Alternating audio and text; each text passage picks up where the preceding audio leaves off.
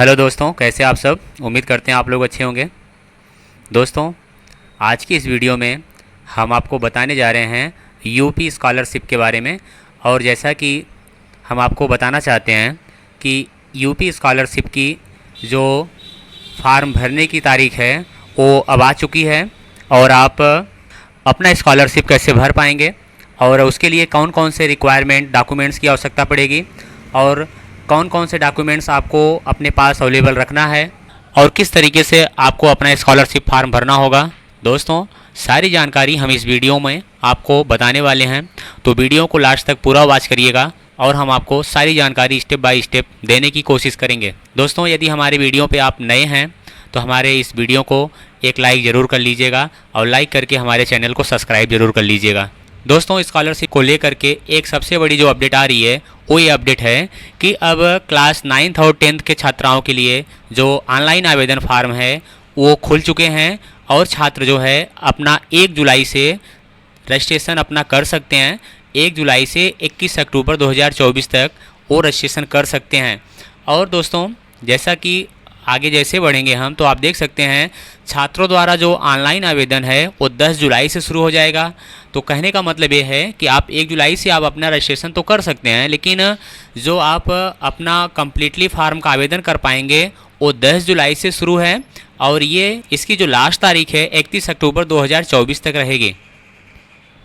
और दोस्तों, आवेदन के बाद अगर आप अपना फाइनल प्रिंट निकालना चाहते हैं, जैसे मान लीजिए आपने आवेदन किया है और आप अपना फाइनल प्रिंट नहीं निकाले हैं, तो यहाँ पे जैसा कि देख पा रहे हैं कि आप 4 नवंबर 2024 तक अपना फाइनल प्रिंट स्कॉलरशिप का निकाल सकते हैं। तो ये सबसे बड़ी और सबसे बिग अपडेट है। तो आप उसके लिए आपको कौन कौन से दस्तावेज की आवश्यकता पड़ेगी अपने स्कॉलरशिप को भरने के लिए और कौन कौन से डॉक्यूमेंट्स की आवश्यकता पड़ेगी और कौन सी गलती आप ना करें जिससे आपका स्कॉलरशिप रुक जाए, तो इस वीडियो को पूरा वॉच कीजिएगा। देखिए, हम आपको सारी जानकारी देने की कोशिश करेंगे।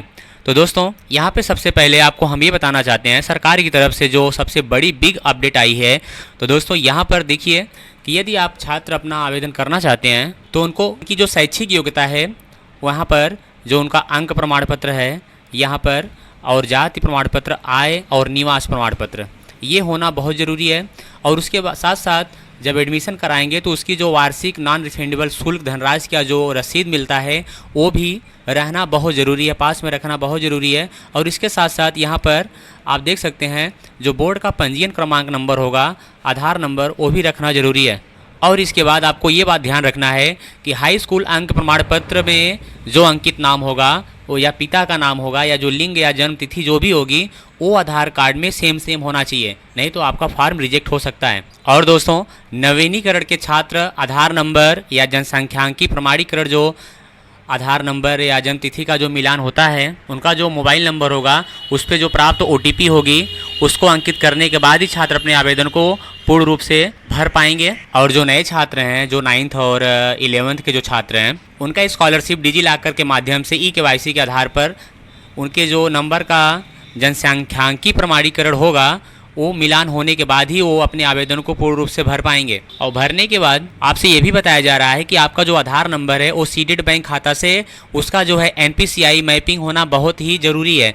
अगर आपका NPCI मैपिंग नहीं रहेगा तो आप स्कॉलरशिप लेने से वंचित रह सकते हैं। और दोस्तों, यहाँ पर यह भी बताया जा रहा है कि अगर आपके खाते में सीडिंग नहीं है तो आप जल्द से जल्द सीडिंग पहले करा लें, जिसको NPCI कहते हैं। और जो वित्तीय वर्ष 2023 या 24 का जो छात्रवृत्ति का जो भुगतान होगा वो सीडेड बैंक खाते में ही वो धनराशि डायरेक्टली भेजी जाती है।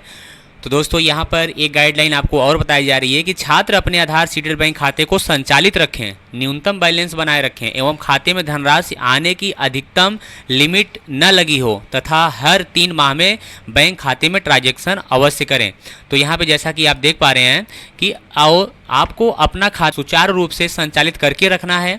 अगर नहीं संचालित करके रखते हैं तो आपकी स्कॉलरशिप रुक सकती है। और यहाँ पर अगले स्टेप में आपको ये बताया जा रहा है कि छात्र अपना आवेदन जब भर लेंगे तो उसको लॉक करने से पहले अपना नाम, जन्म तिथि, आय प्रमाण पत्र संख्या, कैटेगरी और जो उसकी जो अनुमोदित वार्षिक शुल्क है, वार्षिक जो शुल्क है, ये सब का जांच अच्छे तरीके से कर लें। अगर कोई गड़बड़ी होगी तो वो स्कॉलरशिप से वंचित रह जाएंगे। और दोस्तों यहाँ पर इसके बाद बताया जा रहा है कि आवेदन पत्र सबमिट करने के उपरांत आप जो है उसका जो फाइनल प्रिंट जो है आप ले सकते हैं, और लेने के बाद आप विद्यालय में अपने उसकी जो हार्ड कापी होती है, उसकी जो फाइनल प्रिंट की हार्ड कापी होती है, वो अपने विद्यालय या संस्थान में ले जा कर के सारे डॉक्यूमेंट्स के साथ जमा कर सकते हैं। डॉक्यूमेंट्स में दोस्तों आपको जाति, आय, निवास प्रमाण पत्र और इसके बाद मार्कशीट की जो रोल नंबर की जो हार्ड कॉपी होती है वो, ये सब सारे डॉक्यूमेंट्स को लगा करके आपको अपने संस्था या विद्यालय में जमा करना होता है। दोस्तों जैसे कि हम आगे बढ़ते हैं स्क्रॉल करते हुए, तो यहाँ पे आपको ये बताया जा रहा है कि छात्र क्या न करें। को सुधारने के लिए यहाँ पर ढेर सारी बातें बताई गई हैं, इसको हम ध्यानपूर्वक समझ लेते हैं जिससे हमारा स्कॉलरशिप कम्प्लीटली फुल और फाइनल हमारे खाते में आ जाए। दोस्तों यहाँ पे पहले स्टेप पे आपको बताया जा रहा है कि शिक्षण संस्था में जमा करने के लिए आवेदन पत्र किसी अन्य व्यक्ति को न सौंपें, शिक्षण संस्थान में स्वयं जमा करें एवं पावती रसीद अवश्य प्राप्त कर लें। और दूसरे पॉइंट में आपको बताया जा रहा है यहाँ पर किसी दूसरे आवेदन पत्र में उपयोग किया गया मोबाइल नंबर पुनः प्रयोग करने पर छात्र द्वारा यहाँ पर जो फाइनल प्रिंट है वो मान्य नहीं होगा। हाँ दोस्तों, ये सबसे बड़ी बिग अपडेट है। तो यहाँ कहने का मतलब ये है कि यदि आप एक मोबाइल नंबर एक स्कॉलरशिप में यूज किए हैं तो वह मोबाइल नंबर पुनः आप दूसरे की स्कॉलरशिप में यूज नहीं कर सकते हैं। अगर करते हैं तो आप स्कॉलरशिप से वंचित रह जाएंगे, इस बात को आपको ध्यान रखना है। और दोस्तों यहाँ पर तीसरे पॉइंट में आपसे बताया जा रहा है कि अपने व्यक्तिगत विवरण, आधार नंबर, हाई स्कूल का अनुक्रमांक, बैंक खाता संख्या तथा आवेदन हेतु सृजित पासवर्ड एवं अन्य कोई भी डाटा अथवा अभिलेख किसी से भी साझा न करें। दोस्तों यहाँ पर ये सावधानी आपको बरतनी है कि अगर आप अपना डाटा किसी को साझा करते हैं तो हो सकता है उस डाटा में, आपके स्कॉलरशिप के डाटा में कोई छेड़खानी करके आपकी स्कॉलरशिप को गड़बड़ कर सकता है। और दोस्तों इसके बाद देखिए अगले स्टेप में आपको बताया जा रहा है आवेदन पत्र भरने की अंतिम तिथि का जो है उसके बाद ही जो है स्कॉलरशिप आपके खाते में भेजी जाएगी।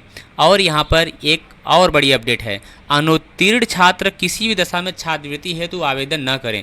जैसा कि यहाँ बताया जा रहा है कि अगर जो बच्चे फेल हो चुके हैं, अगर वो दोबारा भरना चाहते हैं स्कॉलरशिप तो वो नहीं भर सकते हैं। अगर भरते भी हैं तो उनका वह आवेदन जो है निरस्त कर दिया जाता है, या निरस्त कर। सबसे लास्ट में आप देख सकते हैं कि शिक्षण संस्थान में जमा करने हेतु आवेदन पत्र का फाइनल प्रिंट आउट बिना निकाले आवेदन पत्र भरा नहीं माना जाएगा। तो दोस्तों जब आप फार्म को अपना लॉक कर देते हैं, लॉक करने के बाद आपको अपना फाइनल प्रिंट उस समय निकालना होता है। अगर आप फाइनल प्रिंट नहीं निकालेंगे तो आपकी जो स्कॉलरशिप है वो कम्प्लीटली मान्य नहीं होगी। और इस